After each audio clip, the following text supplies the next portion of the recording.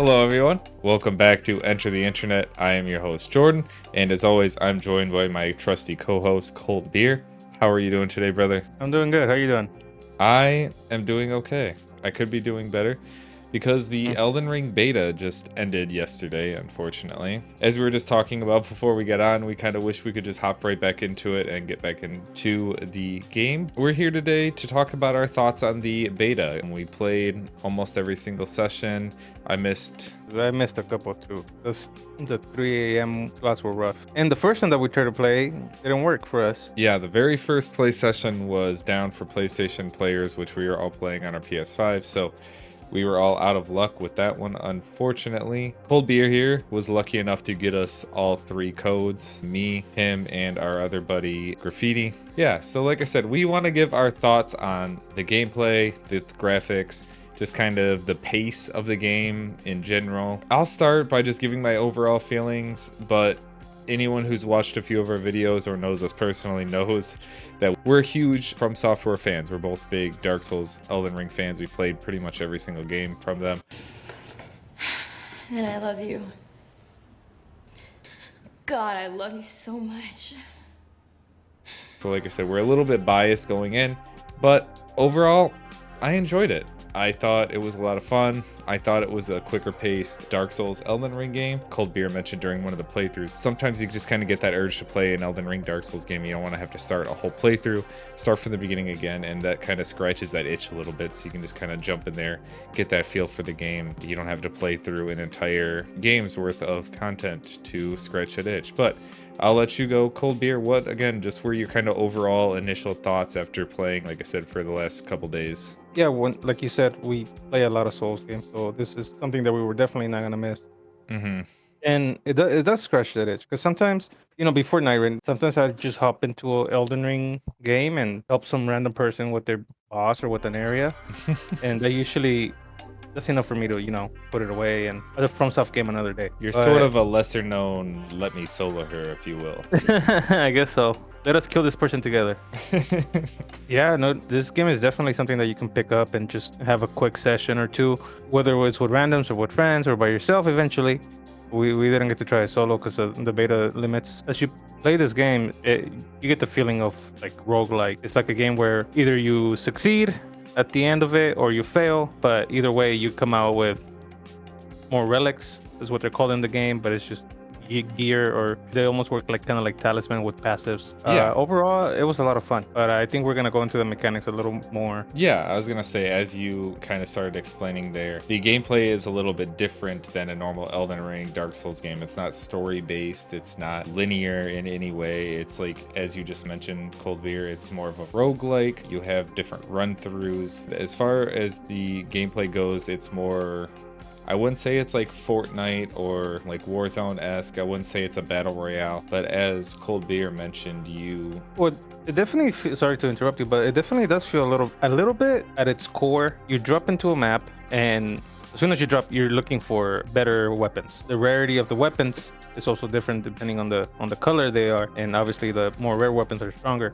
And that's kind of what you do in Fortnite or any battle royale, but there's obviously no shooting and no PvP. Yeah, that's the main thing. There is no PvP. It's strictly PvE, like I said, but it is strictly co-op, as you mentioned, for the beta at least. So you have to start in with load in with a team, load a team of 3. As soon as you land on the map, the clock starts ticking for the circle to close in on you guys, and you have to try and level up and kill as many enemies as possible. Obviously, bosses will give you more runes. Certain areas, certain dungeons will have more chests, more items, more of this. And as he mentioned, it is sort of like battle royale, where different weapons, again, you want to try to find chests and upgrade your weapons, upgrade your gear, get different items to help you progress through that playthrough.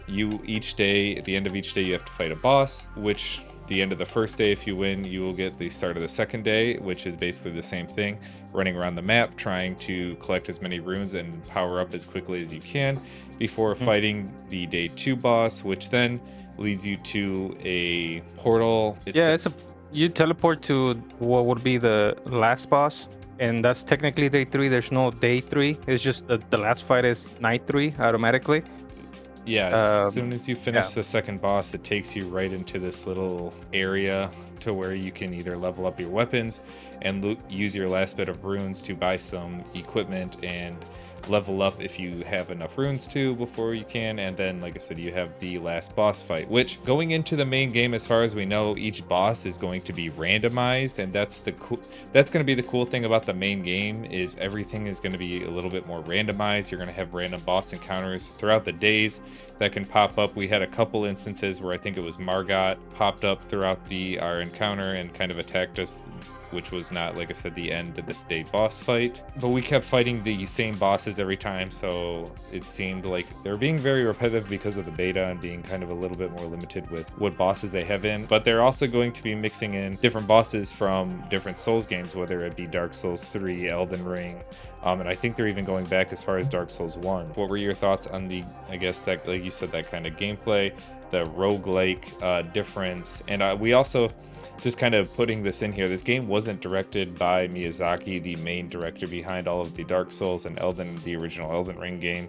He is working on a different project, and this was left completely up to some of the other team members in the From Software team. With that being said, Cold Beer, with the roguelike aspects of it, like I said, I know you were a little skeptical going in before we originally played this, so I guess what are your thoughts on the gameplay style, on trying to level up? Do you think it was too easy? Do you think they should increase the difficulty a level more? Do you think they should give you more time throughout the day? I guess, like I said, do you have any critiques or anything you would change about the gameplay as far as, like I said, the little bit that we got to play? I mean, the roguelike aspect is what I think is going to keep it alive for longer. I mean, they already have a DLC one planned for pre-order with the deluxe edition.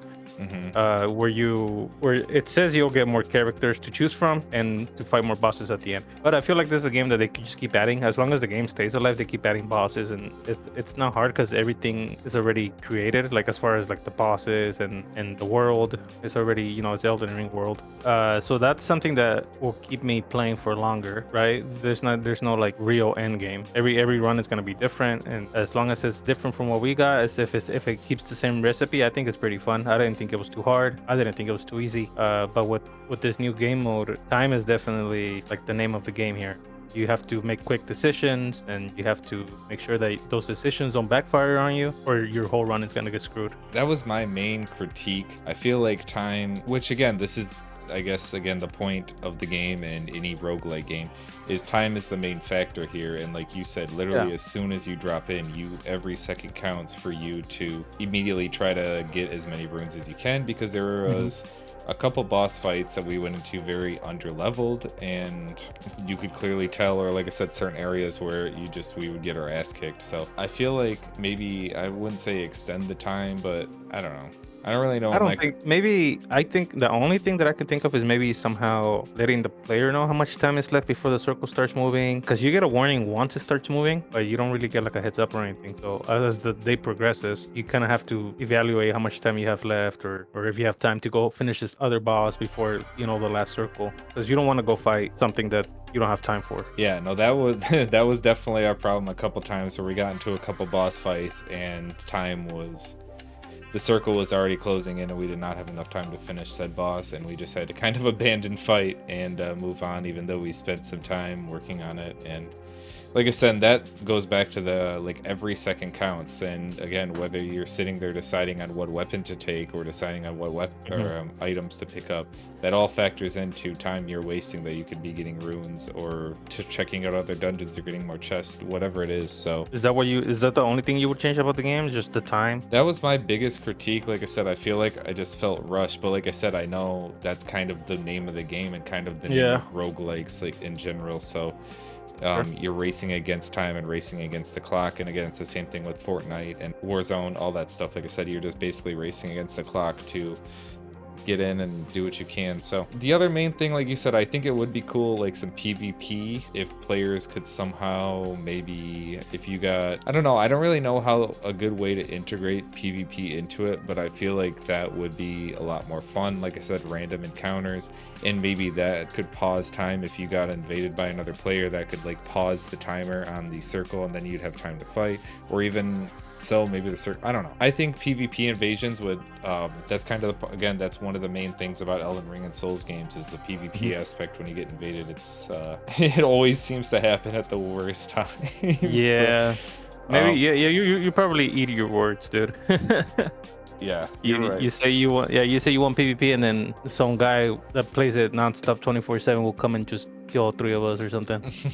You're right, but I do think that was, like I said, a little bit more fun, a little bit more interesting. Just random PvP encounters would make the game a little bit more fun. I think if they were to implement PvP, I would think they have like a different mode, or maybe something similar, something separate from the core game, but something where you can choose like, oh, in this map 3 different or 4 different teams drop at the same time and everybody's trying to race towards the circle, more like a real battle royale. And I guess honestly that's the coolest thing about this game, is there's so much that they can do, and with it obviously being a live service game, they can constantly add new bosses, new features. Yeah, like you said, new weapons, new classes. Yeah, new game modes, which obviously we haven't even mentioned to begin. They only gave us 4 classes, which was the Guardian, the Duchess. One of them was the magic wizard. Yeah, so basically you got an arcane, a heavy, and then like a light tank. Yeah. It was. They gave you like one variety of a little bit of all the classes, and there's going to be, I think, at least 2 more or 3 more on the full game, they've already said. So you're going to get a little bit more option there with play style.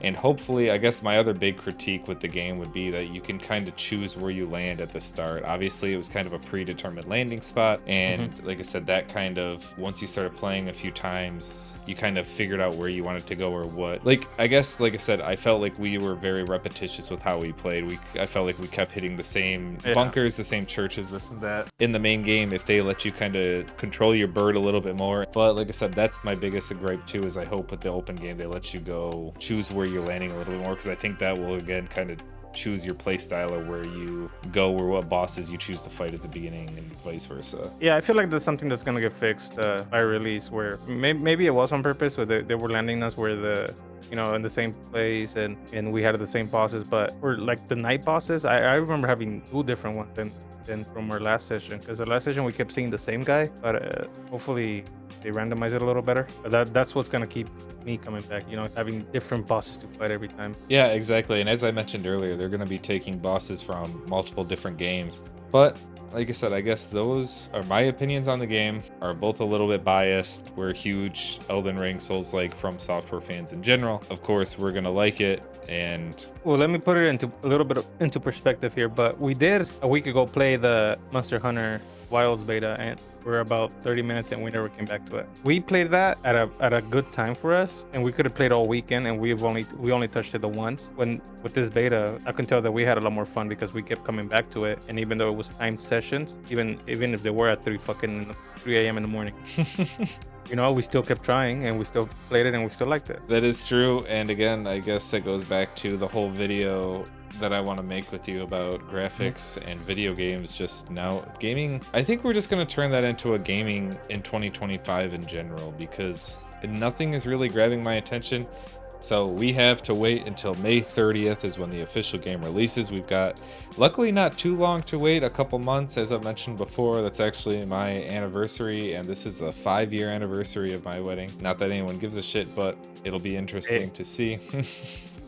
Look, man, I give a shit, but I'll probably be playing it. We'll see. I'm sure I'll be there. I'll be there that weekend, though, for sure, sometime. Yeah, so we don't have too long to wait for the full game release. Like I said, luckily we don't have to wait a year or anything, so I'm excited for it. I know Cold Beer is excited for it. We've both pre-ordered, I think, the deluxe edition, whatever the fuck it's called, so we'll be getting all the DLC and all the goodies that come with it. But yeah, like I said, we really enjoy the game. I think there's a lot they can do with it. I think there's a lot they can expand on and work with here. And like I say, with everything, we'll just have to wait and see. So, I mean, we saw a little bit of it, but it was just a taste. I'm sure that the whole game is going to be even better than the one mission that we got to try. Yeah, it's going to be awesome, and I'm looking forward to it. Again, thanks everyone for tuning in. If you made it this far, we really appreciate it. Make sure you like and subscribe, comment down below what you think of the game, if you got to play the beta at all, or if you just watched any videos, what you think of it, what you think of the new style Elden Ring is going for, and let us know what you hope is going to be in the next Elden Ring. Souls-like game. Are they gonna make an Elden Ring 2? I don't know. Let us know below what you want. Yeah, if you have inside information, let us know below. Yeah, if you're a developer, please let us know what's going on at From Software. We'd love to know. So, but yeah, thanks again, everyone, and we'll see you in the next one. Thanks. Bye.